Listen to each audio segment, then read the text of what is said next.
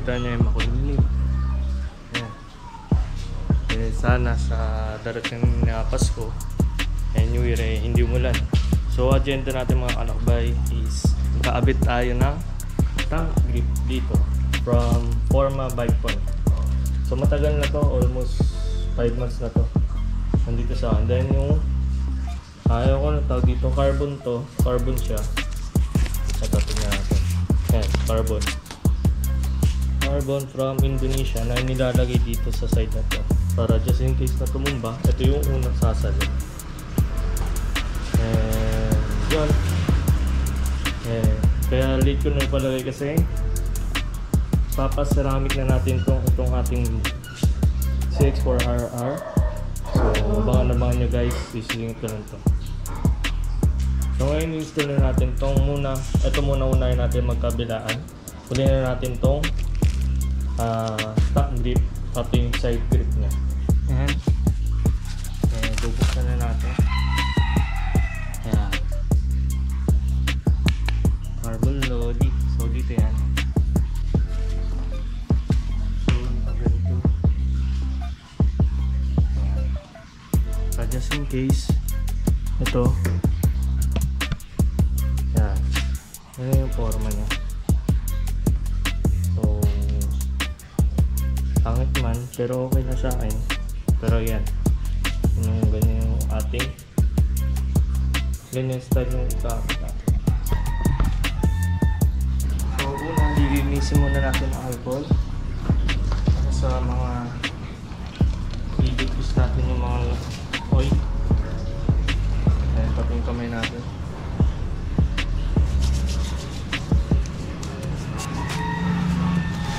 Gamit lang tayong tissue. Sample lang. Dahil ba isang stroke lang.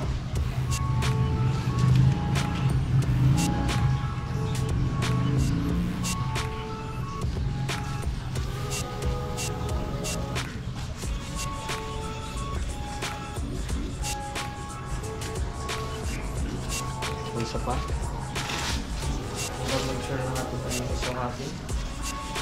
And make sure lang natin na hingkit ng gusto para isang gawaan na lang.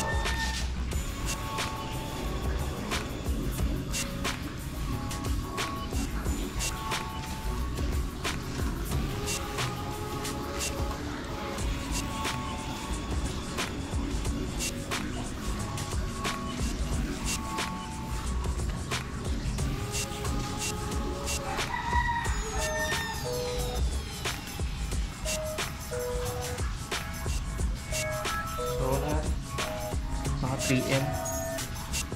So assemble na natin.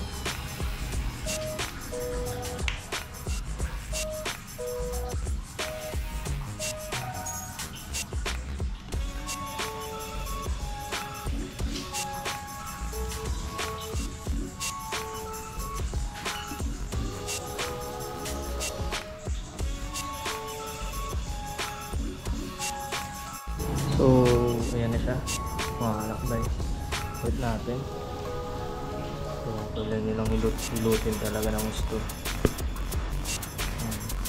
So susunod natin, gagawin natin, maglalagay na tayo dito sa kabila. So same procedure pa rin. So ayan, tapos na yung ating protection sa ating sa may bandang pinion seat. Ayan. So ayan siya. Ayan sa kabila.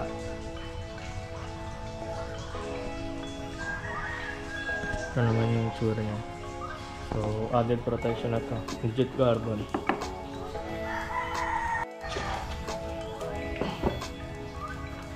So ito na siya. Yung sa grip natin, grip.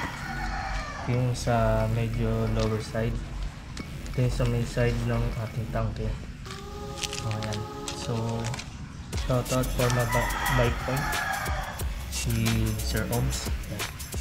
So ngayon kabit muna natin itong part and ito. So ngayon makakalakbay ng ating tank grip. Tapos tayo mag-install. Ayun siya, yung side. pinili ko clear para hindi matakpan itong ating Vegas dito. Vegas. Ito lang yung black. Ayan. Ayan. Side naman. So yung mga kalakay. So yung ating pag-ilis ko.